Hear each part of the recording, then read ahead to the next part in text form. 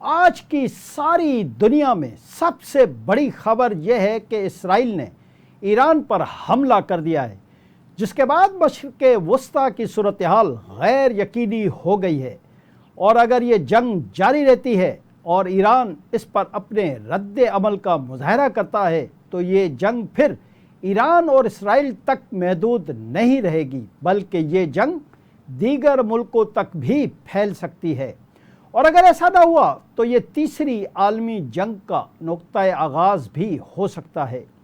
اسرائیل نے ایران کے خلاف متعدد مقامات پر حملے کیے، جن میں فوجی اہداف کو نقصان اور اہم شخصیات کو قتل کرنے کے دعوے کیے گئے ہیں۔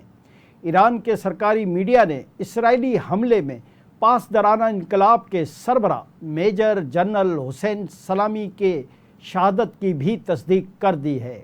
ختم الانبیاء ہیڈ کوارٹر کے کمانڈر میجر جنرل غلام علی راشد اور ان کے بیٹے کی بھی انہی حملوں میں شہید ہونے کی تصدیق کر دی گئی ہے۔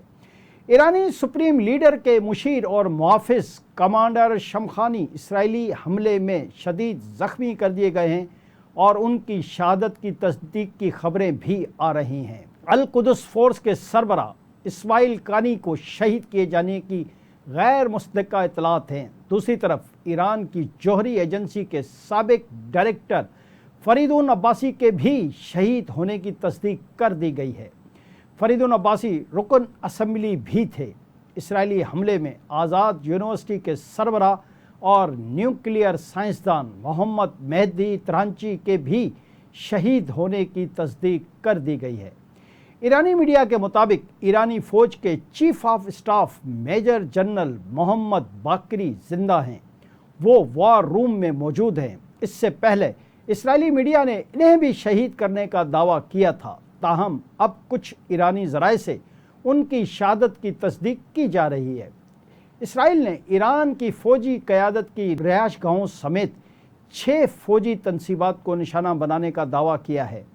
تہران میں پاسدارانہ انقلاب کے صدر دفتر کو بھی ہدف بنایا گیا، جبکہ تبریز میں مزید حملوں کی اطلاعات موجود ہیں۔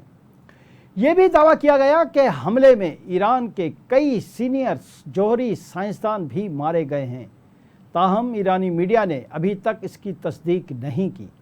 اسرائیلی حکام کا کہنا ہے کہ جو اسرائیل نے 10 دنوں میں حزب اللہ کے ساتھ کیا، 10 منٹ میں ایران کے ساتھ کیا گیا۔ اسرائیلی اداروں کا اندازہ ہے کہ ایران سے جنگ کم از کم 2 ہفتے جاری رہ سکتی ہے، اور امریکہ کے حالیہ بیانات مربوط اور ایرانیوں کو الرٹ نہ کرنے پر مبنی تھے۔